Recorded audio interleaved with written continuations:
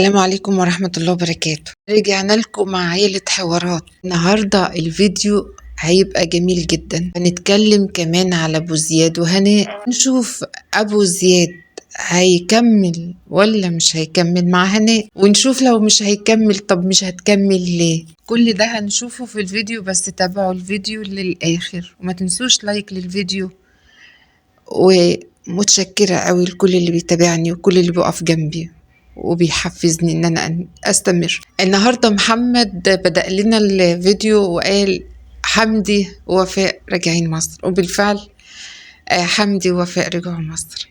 وفاء طبعا راجعة ما شاء الله بابتسامتها الجميلة اللي احنا متعودين عليها، وحمدي الطيب الودود لزوجته، وده يوسف ابن ابو زياد الطيب العسل، وديت بنت محمود وسحر، ودي كمان ما شاء الله ان هي واقفه جنب البسين. هنا بيعملوا المحشي استعداد لاول يوم فطار في رمضان. سحر مرات محمود، واللي جنبها آلاء مرات حسن، فديت نيرة بنت ابو زياد. وعندي الحاجه سعديه، الله يسعدنا ويسعدكم جميعا. الحاجه سعديه هنا لسه ما تعرفش ان حمدي نزل مصر، لان محمد حب يعملها لها مفاجأة، ونيرة برضو ما تعرفش. ديت مرات محمد. اما ده بقى محمود الاخ الكبير لحمدي ولمحمد وحسن، وكمان يحيى. محمود انسان طيب، الله يرضى عننا وعنه، ويا رب يرجع له بنته ويرضيها.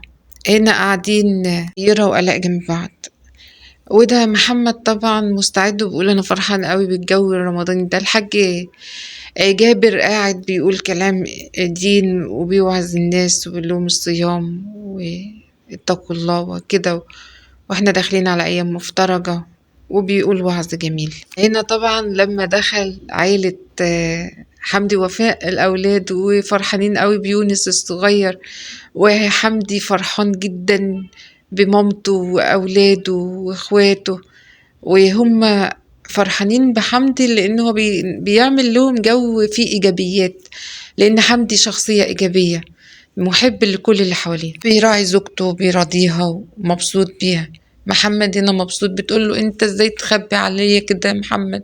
انت مش عارف ان انا هبقى مبسوطة بان حمدي راجع؟ مش تقولي ده انا هضربك وكده يعني. محمد ادى محمود السويرة بتاعت مامتهم يلبسها لها، فبيقول لها انا اللي جايبها لك. محمود بيقول لمامته الحاجة سعدية انا اللي جايبها.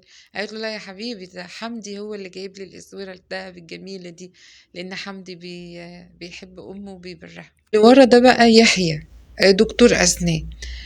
هنا حمدي ما بيقول ليحيى انا يا يحيى اخبارك؟ انا اسناني وجعاني، ايه رأيك؟ انا عايزك تكشف عليا. قال له من عينيا يا اخويا. فقالت هنعمل بقى اكبر فيديوهات واكتر حاجة هتعجب الجمهور، وان شاء الله انا عايزاكم تتابعونا وتشوفوا فيديوهاتنا بعد ما نزلنا مصر.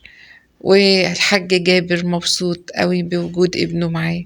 هنا بقى كان حمدي بيقول لوفاء انا عايز نونو جديد. قالت له لا مش هينفع، خلاص بقى هو نفسه يا بابا، بس انا مش ممكن ارجع تاني واجيب اولاد تانيين، كفايه كده. اي الحمد لله على قد كده. هنا مامة حمدي بتأكله الفراخ وبتقول له كل يا حبيبي، ده شكلك يفتان كده وكل. قال لها طيب اقعدي بس يا حبيبتي يا امي، ده صحيح طعم الفراخ المصرية غير اي فراخ تانية.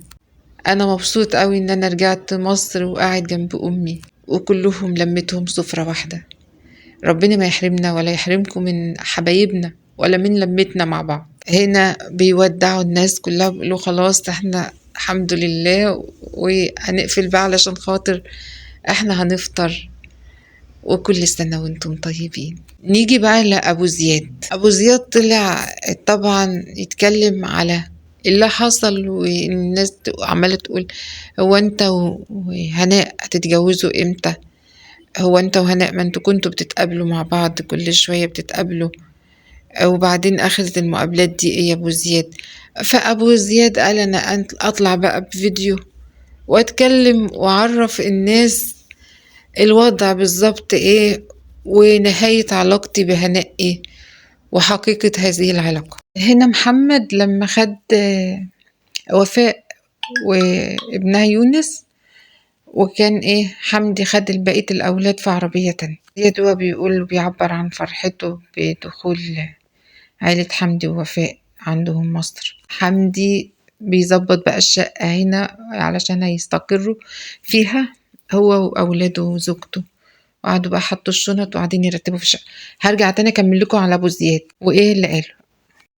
أبو زياد بيقول أنا عملت استخارة وقلت لها اعملي استخارة، فهي عملت الاستخارة وانا عملت الاستخارة، ولقيتني ان هي ما تنفعنيش وان هي زي اختي، ومش حسيت من ناحيتها ان هي كزوجة ليا ابدا خالص، ما حصلش. ده يوسف ابن ابو زياد اللي ابو زياد بيقول انا نفسي اولادي يرجعوا لي وبقالهم 3 سنين بعيد عني، فيا ريت ترجعوا لي ولادي. هو ده كل عشمي، انما انا ولا بتاع جواز ولا عايزه اتجوز اصلا دلوقتي خالص، ولا في دماغي. انا اهم حاجه عندي الاولاد.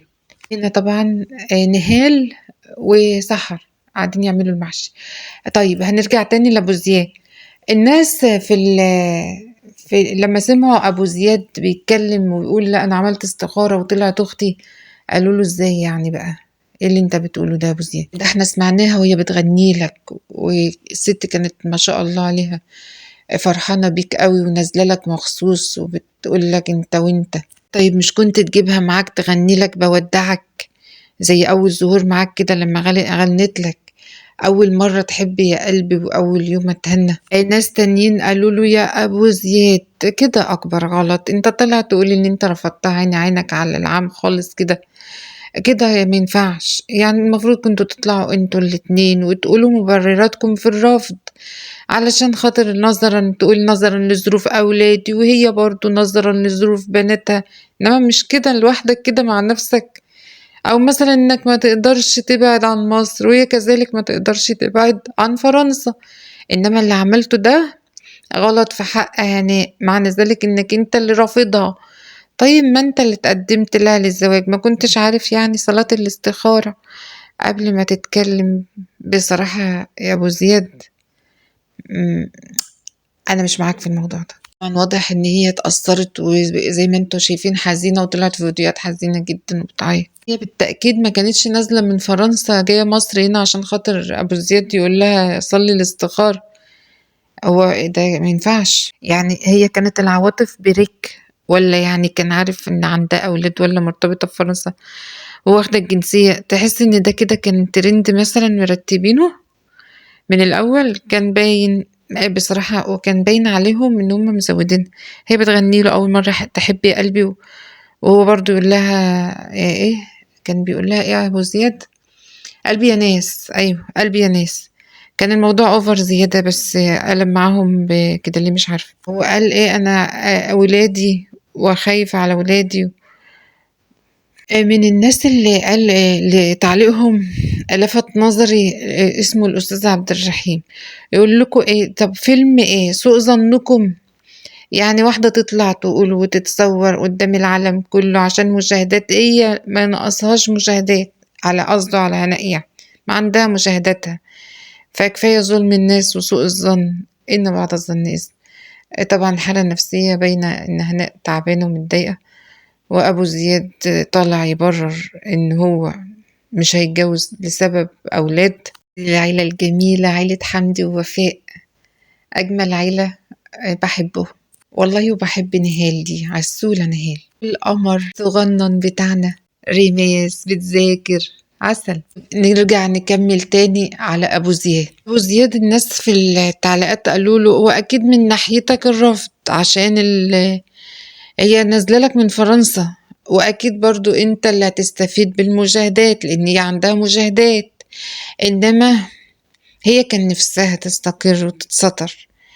وربنا يديك على قد نيتك يا أبو زياد، سواء خير أو شر، ده الكلام اللي اتقاله.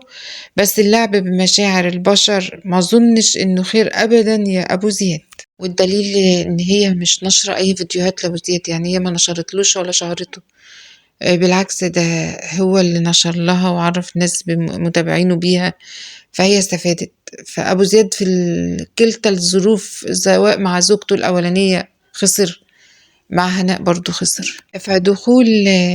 دخولها أصلا في حياتك يا أبو زياد يعني خسرتك متابعين أولا، هي استفادت ثانيا وخدت متابعين زيادة عندها، فأنت ما كسبتش منها حاجة، هي ما نشرتلكش حاجة عندها، إنما أنت نشر فيديوهات ليها وهي قصدت تبقى موجودة في فيديوهاتك وكلها خطة، أنت طلعت منها خسران.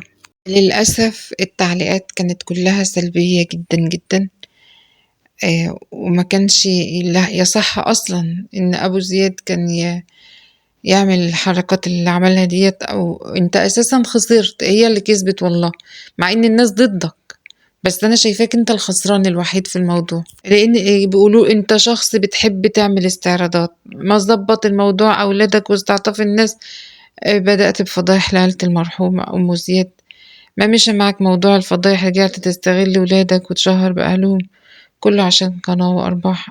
يا جماعة والله الراجل ده مظلوم غلبان، والله ما فاهم حاجة. ما ظبط معاك، رحت جبت واحدة مش معروف قرعت أبوها من وين، وعملته فيلم هندي سخيف على الناس، كان واضح من أوله عيب.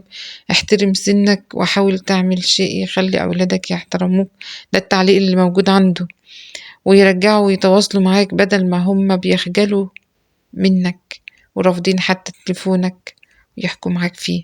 هو الصح يا أبو زياد إن زي ما طلعتوا سوا تتكلموا وتضحكوا وتغنوا مع بعض، كان لازم برضو تطلعوا سوا وبأسلوب شيك كده وتقولوا انكم اخوات واصدقاء، وان انت صلت استخارة هي صلت استخارة ولقيتوا ان ايه ما ينفعش، وعشان بناتها وعشان ولادك، ومش بعدين انت قلت انا معروض عليا واحدة بنت بنوت وعشان اتجوز وعشان اخل.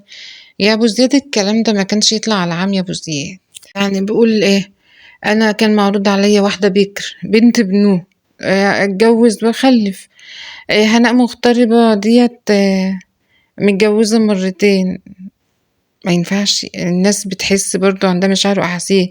هي أبو زياد أتمنى يا أبو زياد ترجع تاني الأسلوب الجميل بتاعك، وعيلة حوارات تكلمهم بأسلوب تجذبهم تاني ليك، تخليهم يرجعوا لك ولادك بمزاجهم، لأن الإنسان إن كنت فظا غليظ القلب لانفضوا من حولك، فكل ما الناس تبقى حنينة ورحيمة مع بعض فهيتجمعوا مع بعض. فأنا رسالتي ليك يا أبو زياد معلش حاول تغير الأسلوب، أسلوب إن أنت تهاجم، بلاش المهاجمة، يعني استعوض ربنا من غير ما تشتم حد ولا تشتم العيلة ديت ولا تشتم حد منهم، يعني ما ينفعش، هما في الأول وفي الآخر جدة أولادك وجد أولادك وإخوالهم، وأنا شايفة العيال مبسوطين معاهم.